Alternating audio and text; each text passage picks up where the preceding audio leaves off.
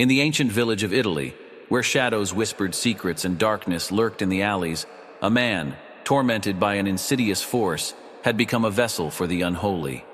Father Gabriele Amorth, a man whose path was intimately intertwined with the supernatural, and known for his pragmatic approach and wry humor, arrived on a chilling night to confront the demon that held this man captive. With the local priest at his side, they ventured into a room where the tormented man was bound.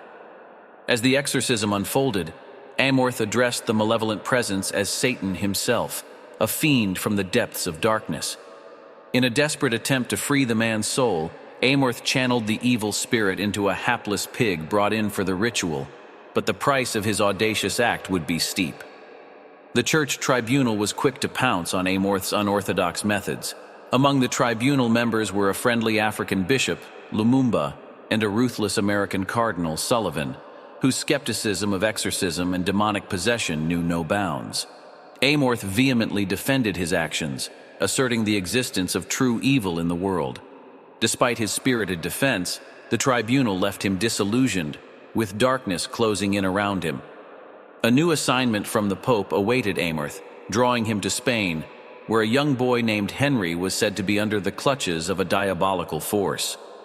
Henry, together with his grieving mother Julia and rebellious teenage sister Amy, had journeyed from America to claim an eerie old abbey left to them by Henry's deceased father. The tragedy that had befallen them remained shrouded in mystery, as Henry had withdrawn into a silent world since the accident. The abbey, once undergoing restoration, now lay in ruins after a mysterious fire drove the workers away. Henry's behavior grew increasingly disturbing, defying any rational explanation. Medical tests showed no signs of neurological abnormalities, leaving the family on the precipice of despair. As the darkness tightened its grip on young Henry, he cried out for a priest, and the local Father Esquivel answered the call. But even he would soon realize that this was no ordinary possession, and he would need Amorth's help. Amorth reluctantly arrived, enlisting Esquivel as his untrained assistant in this terrifying battle. United in their pursuit to save Henry's soul, Amorth and Esquivel made relentless attempts to expel the demonic entity. However, the malevolence was cunning, toying with their every move. Even Amy fell victim to the insidious spirit, amplifying the desperation of their struggle.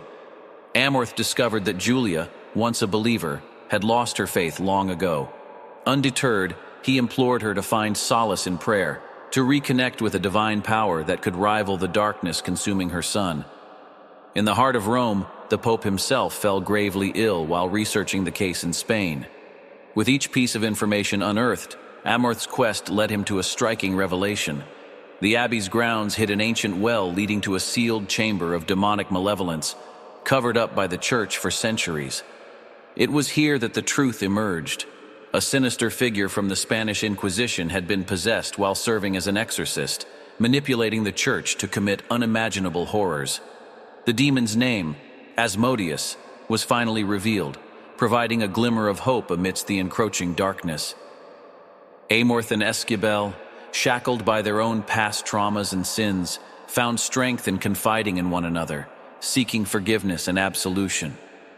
Their bond fortified, they faced the horrors of their past during the exorcism, battling not only the demon but also their own haunting failures. Yet victory remained elusive, slipping through their fingers like smoke. In a final act of desperation, Amorth made a sacrificial offer, allowing himself to become a vessel for the demonic entity. Henry, compelled by the darkness, sought to obliterate the exorcist who had dared to challenge his tormentor. With a noose tightly wound around his neck, Amorth stood on the precipice of oblivion. But the demon, reveling in its newfound power, denied him the solace of death, preferring to wield his tainted soul as a weapon against the very institution that had condemned him. In a climactic struggle, Esquivel stood as Amorth's last hope, fighting alongside him to banish the malevolent presence. The battlefield twisted and contorted, with nightmarish visions of the women they had failed haunting their every move. Against all odds, their combined strength managed to overpower the demon, ripping it from the innocent soul of Henry. As dawn broke over the horizon, the Pope's health miraculously began to mend, and Henry emerged from his spiritual torment, The victory, however, came at a great cost, as the battle against the forces of evil left scars on the souls of both Amorth and Escubel. In the wake of their triumph, Amorth and Escubel journeyed to Rome, only to discover that the skeptical American cardinal had taken an extended leave. In his absence, Lumumba, the compassionate African bishop, now held a position of influence within the church. They were granted access to a secret archive housing records of countless diabolical encounters. Lumumba revealed their new mission: to venture forth, armed with a map discovered at the Abbey, to combat the devil's minions in a never-ending struggle against evil. With a renewed sense of purpose, Amorth joyfully proclaimed, "We're going to hell.